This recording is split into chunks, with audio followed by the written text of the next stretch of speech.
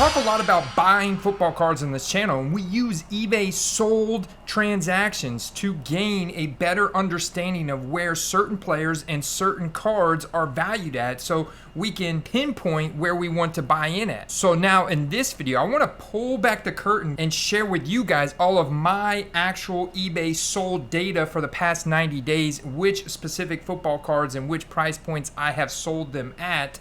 So let's dig in.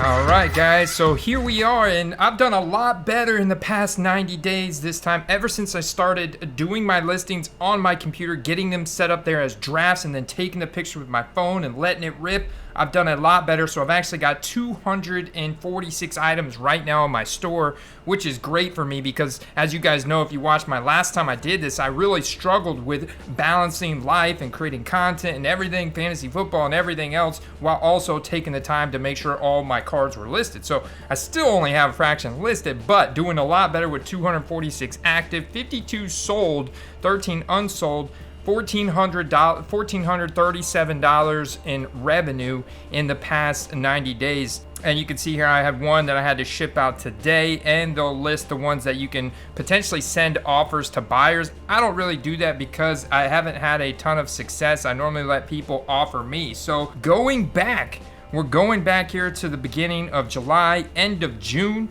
I sold a orange Prism Allen Robinson, which you could probably find now for just a few dollars with how rocky his start has been, plus the rocky start to the Rams season.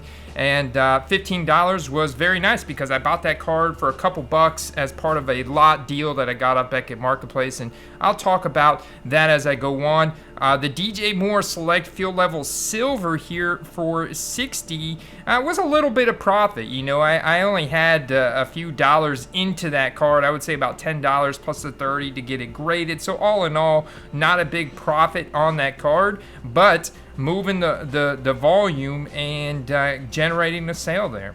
All right, moving on to July 11th here. I sold this Cortland Sutton Silver Concourse, so base select basically, Silver Prism for $15. And you can see I always charge my buyers shipping, whether it's plain white envelope and I'm doing either 53 cents or 99 cents for multiple cards. I'm always charging them shipping, but I do a lot of plain white envelope, guys. A lot of plain white envelope. Very few non-delivered or damaged cards in the mail, and I'll explain a little bit of my process at the end of this that can maybe help you avoid some issues with plain white envelope. But the other card that I sold for $20, and so you'll see I do a lot of $19.95 or $20 cards sold that I pick up for just a couple dollars. Like this Cortland Sutton I picked up for like $5. The Christian Kirk I actually sniped in an auction for less than $10. You can actually go back and find that in a video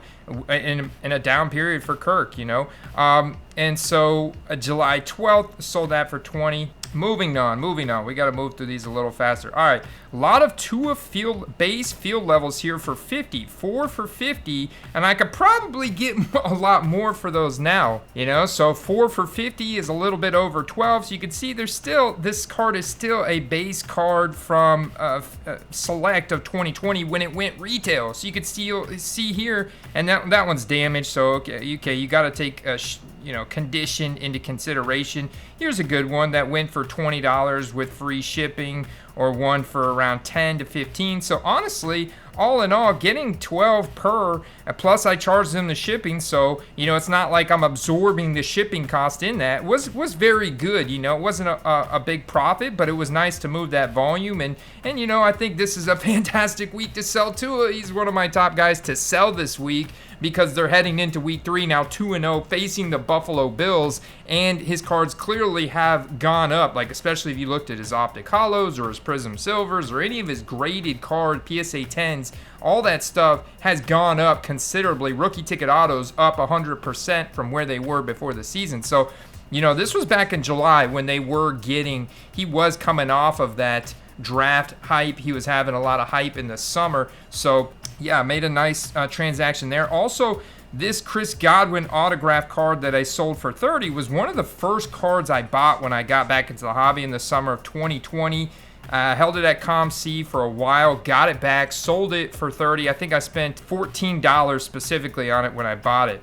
Next up, a lot of Jalen Hurts cards, base Donruss. So this is a card that has a population, raw population, thousands and thousands, probably tens of thousands, guys. This was 2020 when Panini really saw the opportunity to ramp up that base Donruss production. So selling a lot of 7 for 45 on a per card basis is not great, but at the same time, I was picking those up for $5 or less during a down hype cycle for Jalen Hurts after his initial season, actually during his second season when all those question marks were being raised about his passing acumen. And now look how incredibly accurate he is, and I still have, you'll see some bigger Jalen Hurts solds coming up. A base select Concourse Joe Mixon for $5.50. Once again, just moving the volume in a plain white envelope. Tony Pollard Optic Hollow here on July 30th for $19.95. Also, notice, guys, all my solds are in buy it now format.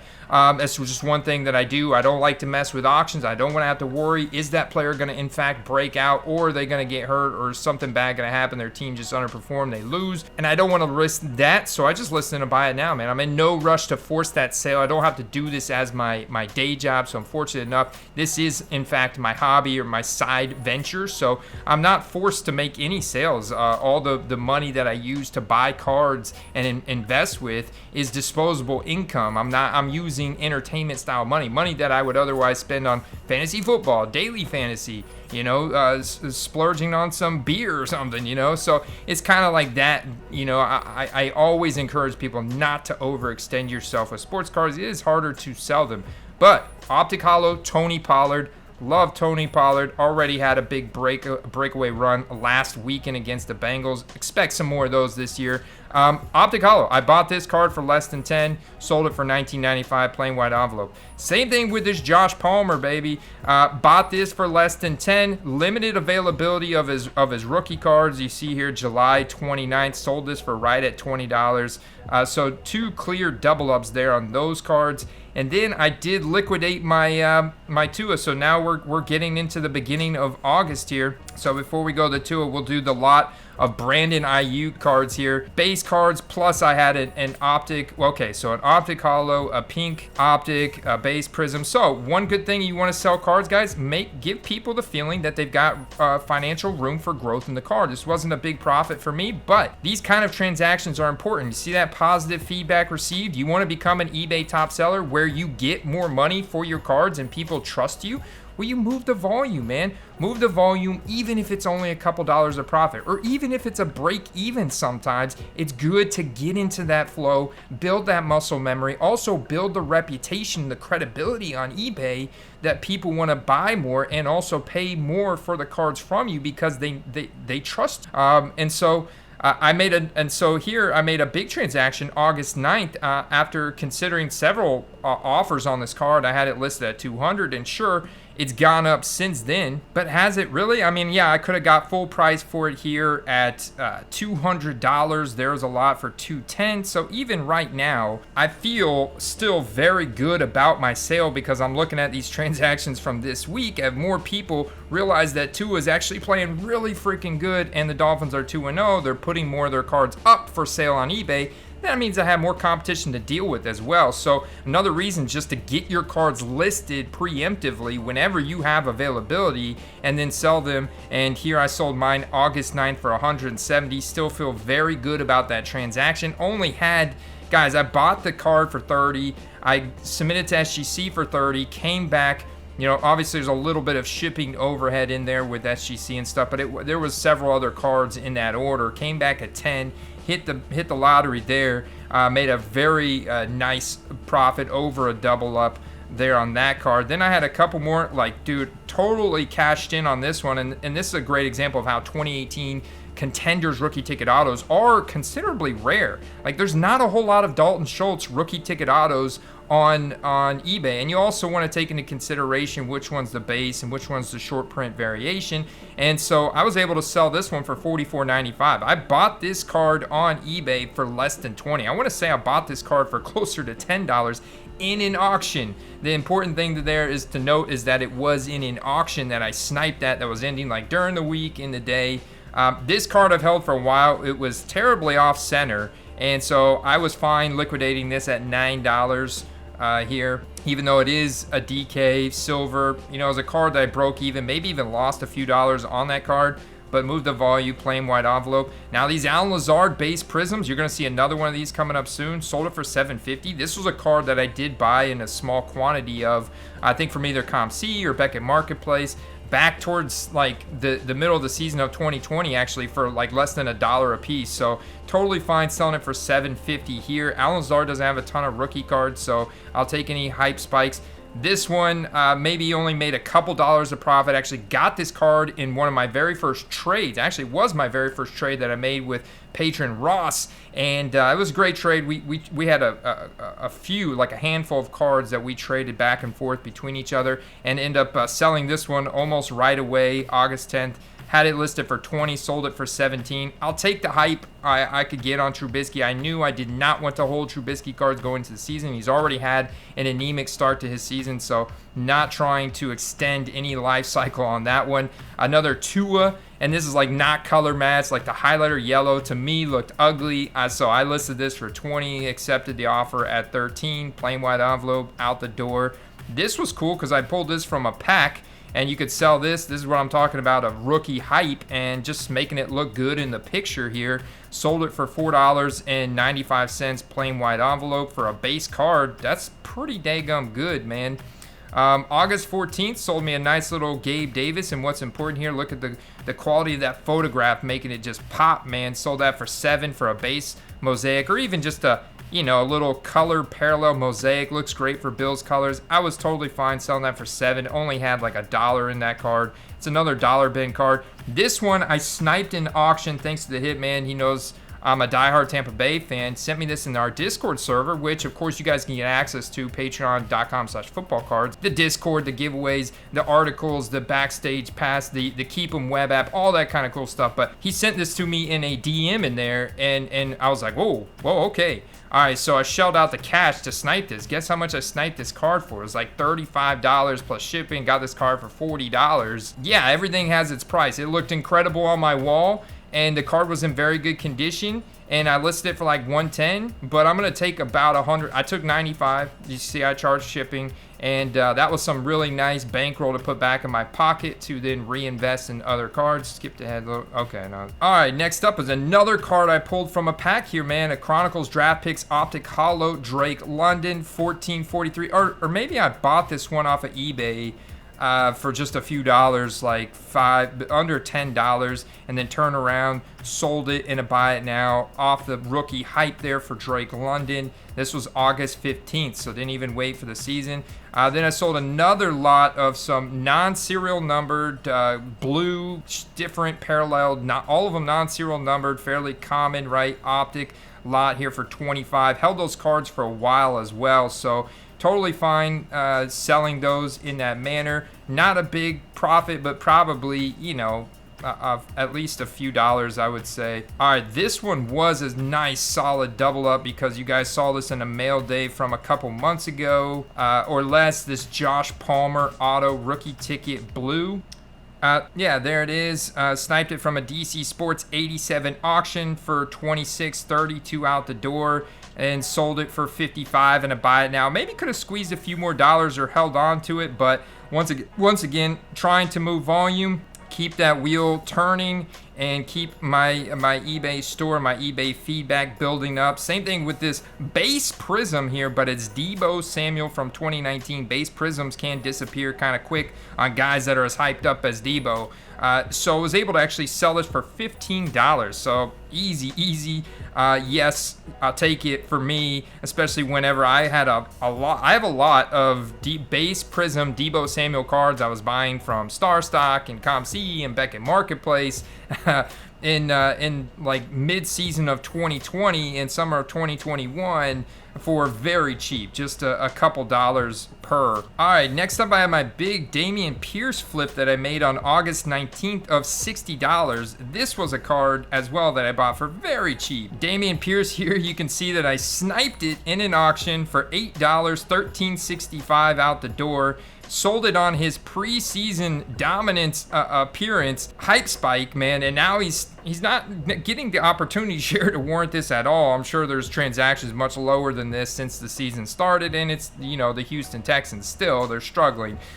They did tie a game though, again, week 1, but I digress. $60, man, so just incredible 4 or 5x, so you get some of those wins in there as well. This one was not a huge win. This card I bought from actually an old lady at like a garage sale back when I first got in, and I don't know, I don't even remember how much I paid for this card. Maybe only hopefully only $1 or $2, but yeah, sold it for $3 because I understand that, you know, Topps Platinum it's like base mosaic for 2014. All right, next up we have a select Hot Rookies $9.95 sold for Keenan Allen, a card that I bought for just a couple bucks. I would say this is one card that I wish I could have back because these have such a high gem rate, man. I swear every single select Hot Rookie I've submit to be graded from 2013 has come back a 10. And that is no lie, man. Very high gem rate on those first year select Hot Rookies insert, and that could present a really nice quadruple up on the value of that card. Another $7 base Prism Alan Lazard. All right, next up we have a 2020 select certified silver Justin Jefferson August 24th before the season for $17.50. Yeah, it was a card I sniped back in 2021 actually. For like $10, and I felt good about it because it was, you know, but Select Certified just has never picked up that steam. There's also a card that I submitted had graded, pretty much, you know, pure graded X, graded a lot of my cards kind of free of charge for a brief stint in time, I think about a year and a half ago. So yeah, this was one that I cracked out with the screwdriver you guys saw, so was fine accepting $17.50 with that little scratch that I put on the front of it. Here is a 2019 base optic. Been selling a few of these. Had a big stack of these that I got for out of the dollar bin from I think Beckett Marketplace. And bought a bunch of them, man, and I've still got a few that I just have, I keep listed in one listing that shows quantity, so if people want to buy multiple, then it's easy for me to consolidate shipping. Base optic, baby, $4, take it all day, just easy, put them in the plain white envelope, build up that positive feedback. All right, next up, base field level, Justin Jefferson. Just like we're talking about, those two is not going for a whole lot more than this. And then he's a skill position player, so you love to see it. I'll take the $8 here, August 27th. Then we have a Terry McLaurin horizontal. I'm not a big fan of horizontally formatted cards, even though this card is really cool because it's a cool picture. It did have a silver finish on it. And of course, I make it look good in the photographs. Was able to get $10. It's not serial numbered. So somebody snapped it from me. Here's a Marcus Mariota base Prism draft picks. I sell these like pretty good too. I've sold a few of these in a plain white envelope, same format, $4.95 there, and $14.95 on the field level silver. August 28th, that Michael Pittman hype. Did have a great week 1, man, but the Colts are stinking it up right now. Not a great situation for them. Matt Ryan's not looking too sharp after getting shut out by the Jacksonville Jaguars. So happy to take that $15. That's the kind of card, just like a base Prism or an optic alot, that could drop down to $5, and they kind of fluctuate between that $5 and $20 range for guys that aren't named Justin Jefferson and Jonathan Taylor.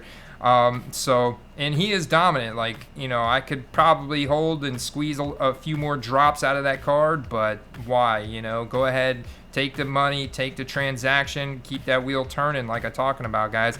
$3.50 for the Prism draft picks, Mariota again. Here's a big one for me, a Silver Prism Auto A.J. Dillon for $90 plus $3.85. This is a card I got earlier in the summer, that I got, I sniped for around 50. I think it was 55 to be exact. So not a total double up after the fees and stuff, but it's also not a, it's a rare card, but not a super rare card. And I could take the 90 and circulate that. And also that was a big one. You know, I didn't even have that card on my wall. So that's another thing you got to take into consideration. Like, I love AJ Dillon and everything, but it's not on the wall. I want to consolidate and continue building up, snowball this eBay store. Base Daniel Jones, get it out, get it in the mail, man. A few dollars there. $15.99. The cool thing about Austin Eckler on a base select rookie card is that the guy only has like 35 rookie cards. So, you know, you could see his base card get pretty rare pretty quick.